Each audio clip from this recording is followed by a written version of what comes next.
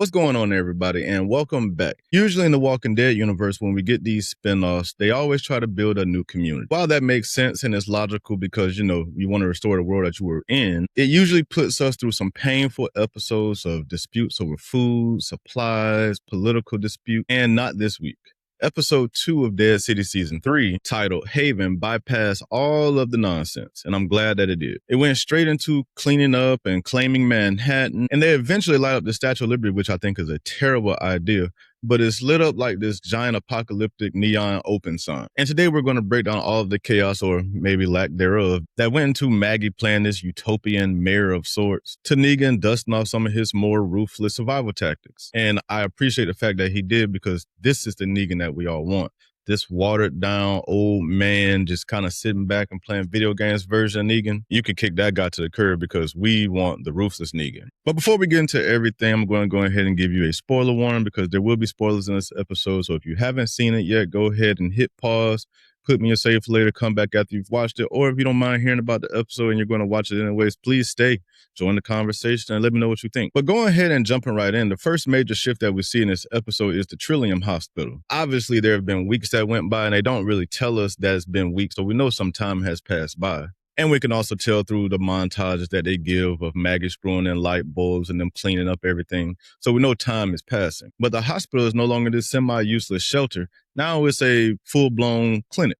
It is fully fortified and it is self-sustaining. So I think this shows us that the survivors are no longer just surviving, that they're actually starting to try to live a little bit. And I think as we see here, and I think as we get into the future of The Walking Dead, and we'll talk more about that in another episode, that there seem to be setting up for some type of new civilization here in New York. They have early warning security systems now with CCTV footage. And obviously we have the medical training programs that we see Maggie's son Hershel doing. And this basically feeds directly into my second point, which is Maggie's open door policy now.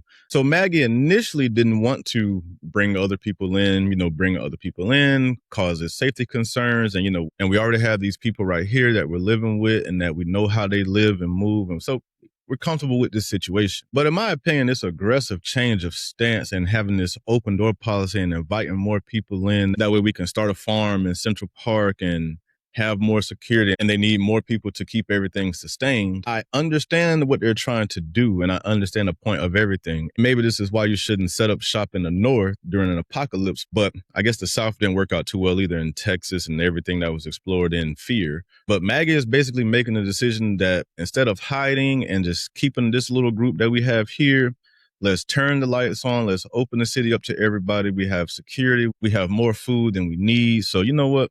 So let's invite some people in. That way we can put them to work basically and see what their different skills are. And let's rebuild this community and this city. And while it may seem like a good idea, to me, this is a terrible idea. This is only going to lead to future conflict. And I understand that that's what they're trying to avoid.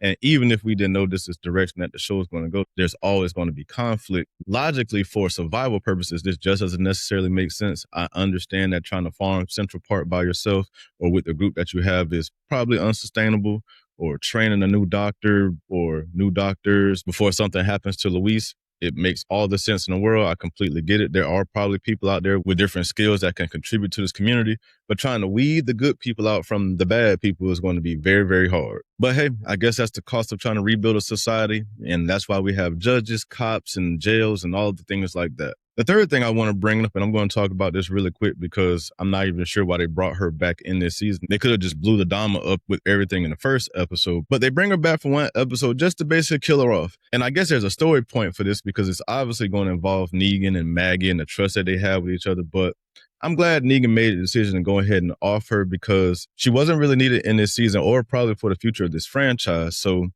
best to go ahead and cut bait now. But I do understand Maggie's point and where she was trying to go with everything. We rehabilitated Negan. He's a different person now, or at least we think he is, but he's definitely a different person now. So of course we could probably do the same thing with this person if we just try hard enough and just show them love and support. But Negan is not going to give them the opportunity to even go that far. And I do not blame him, because why would you want somebody who plays all of these psychological games in your community in any capacity? So I do think that Negan made the right decision to go ahead and take her out.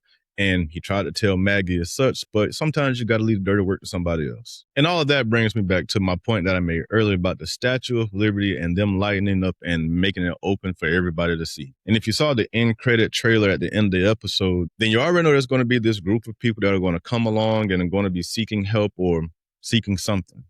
But we also see Negan have two people strung up in this trailer, so it's probably not going to go well when these people come to the land. I wanted to break those specific points down for the episode because I think it shows that the end game for this season, at least, is not about fighting some cartoonish villain. I think this season is going to be a little bit more about the ideological war between Maggie and Negan. And what that is this dreams that Maggie have of New York being this utopia or being something like Alexandria and the communities that came with those. The thing that she's going to be battling this season is going to be Negan's pragmatism, because I'm not sure if he's going to be working in the background to sabotage Maggie's plans. I doubt that he is, but he doesn't seem to be along for the ride to just help out as well.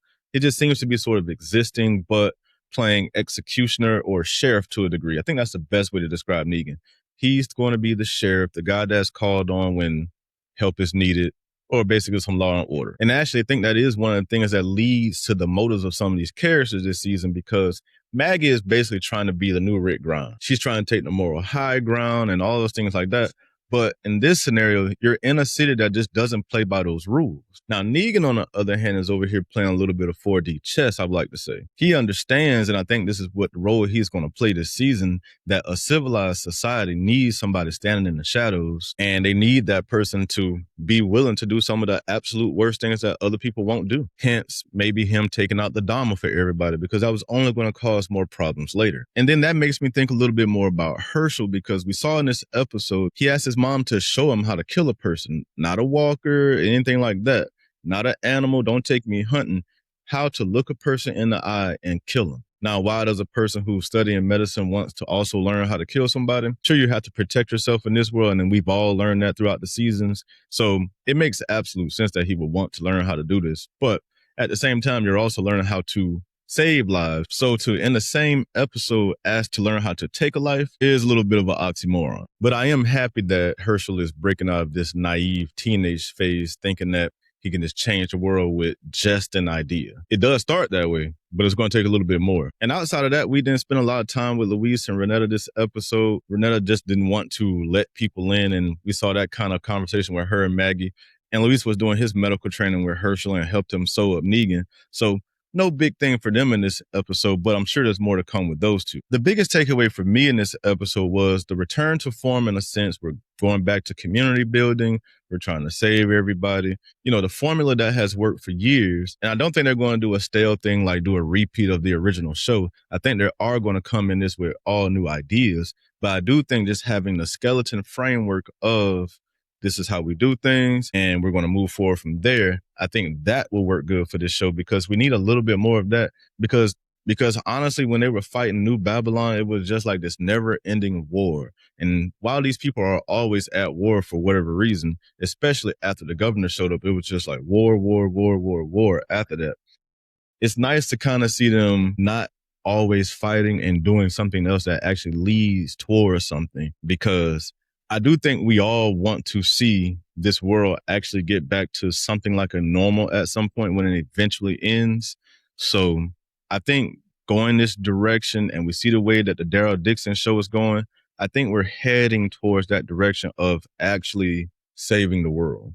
Now, will they actually do it? We shall see. But going back to Dead City in episode 2, I do think the dialogue was heavily loaded with Maggie reflecting on the safe zones of this franchise. We explicitly hear her mention Alexandria, the prison, the Hilltop, just to justify to Renetta that we need numbers just to actually make a community work. We can't just do it with 5 or 6 people, even though there's more people now. I'm just using that for an example. Now, all of these communities did fall to a degree, but I do think Alexandria and maybe the Hilltop are back working, but we haven't been there in a very long time. But I do think Alexandria and Hilltop still exist, but we all know that the prison and Terminus and things like that, those places are gone.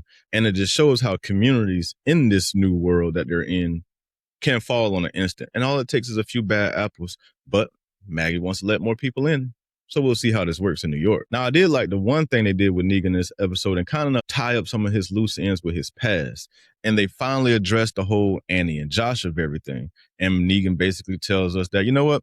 They're better off without me. I'm better off without them. And now we're going to get more of the Negan that we're used to. So I think it was a good idea for them to go back to the more isolated and practical roots of Negan. Now, before we talk about that final frame and everything that's going to be coming, let me ask you guys a question, because did you catch that massive background clue about Dillard and he used to be an undercover cop? And did you also hear how he basically went full method to survive the apocalypse? So we don't even know who the real Dillard is. This is just a version or a person or a role within a role that he's playing just for the apocalypse, because he's used to being deep undercover. So I guess that was the mindset that he thought was best for him to survive the apocalypse. And hey, it got him this far. So hey, keep going with it. But let me know if you guys caught that, because I thought that was really interesting and kind of funny, especially when he settles into, I guess, letting Negan in and letting him know who he really is. And then we see these guys basically doing some old school co-op session of Gears of War. So now let's go ahead and talk about this final frame and the Statue of Liberty and them lighting the Statue of Liberty up to invite more people there. And I think this is a terrible idea. Now, I think the Statue of Liberty was more of a symbol of how things should be rather than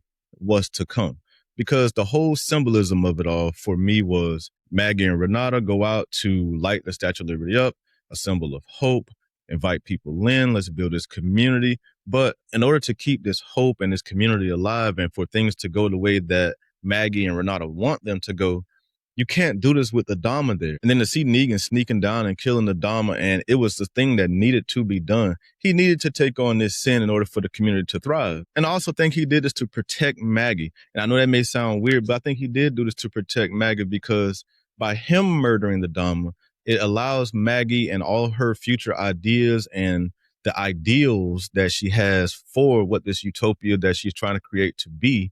She can't be going around here just committing murder in cold blood. So I think it works for both of them. And I know we all could read the look on her face when she saw the Dama dead. We saw the knife in her heart. She knows who did it. She knows why they did it. And she doesn't really question it. But she is a little bit shocked and I think upset. But at the end of the day, whether this shatters their trust or not, maybe it does, maybe it doesn't. I'm sure it will. But it needed to be done. And somebody had to do it. And Maggie wasn't going to do it. So Negan had to. So now let's talk about next week. Let's go ahead and forecast the things to come, because I do see a lot of things coming down this pipeline. Like I said earlier, we saw the Statue of Liberty is now lit up. We know that there's going to be people coming since they see the Statue of Liberty lit up. And wouldn't you go if you're in this apocalyptic world and you see the one thing that's this symbol of hope lit up? So I would probably go there with my crew armed as well, but I would definitely go check it out. Judging from the clip that they shows, I think Negan and Dillard are going to play a big role in what's to come. I think they're going to basically be the sheriffs of this town. Like I said earlier, Negan is already basically playing the sheriff in the background, but Dillard just so happens to have a background as a cop. So I think that's probably going to come to use a little bit more than what we think. So I expect those guys to take care of any bad problems that come up. So while Negan and Dillard are going to be playing Secret Punisher, Maggie is going to be trying to play utopian leader. The real question is going forward is, where is everything going to collide? And I guess we shall see. And those are my thoughts and breakdown and recap of episode 2. It was a pretty good episode. It was actually well written, probably one of the better written episodes that we've had, at least from this particular show, just the Dead City show. I think this may have been one of the best episodes that they've written forward. That's just my opinion, but they did a lot in it to push the story forward. And I understand that they still have to kind of erase some of the old things from season 1 and season 2 of Dead City. So I appreciate the way they're doing it. They're pushing us forward while also getting rid of that dead weight of the first 2 seasons, really last season, because the first season was good, but last season was a wash. So before I get out of here, I'm going to leave you with this highly debatable question. But before I do, please don't forget to like and subscribe if you already haven't done that. And don't forget to hype this video as well. I truly appreciate everything that you guys do for me and this community. But my question is for you all. Was Negan 100% right to take care of the Dama? Now, he probably didn't have to do it behind Maggie's back. Maybe he could have did it and told her about it. But the fact is, he did it. It's done. Do you guys think it's going to affect their alliance? It's definitely not going to bring them any closer. But do you think it will affect their alliance in any type of way other than break a little bit of trust? Let me know down in the comments what you guys think, and make sure to plug in with me on all socials. I'm going to do a better job at posting on all of the socials. So check me out in all those places, and I will make sure to see you all in the next one. Thank you again, and bye.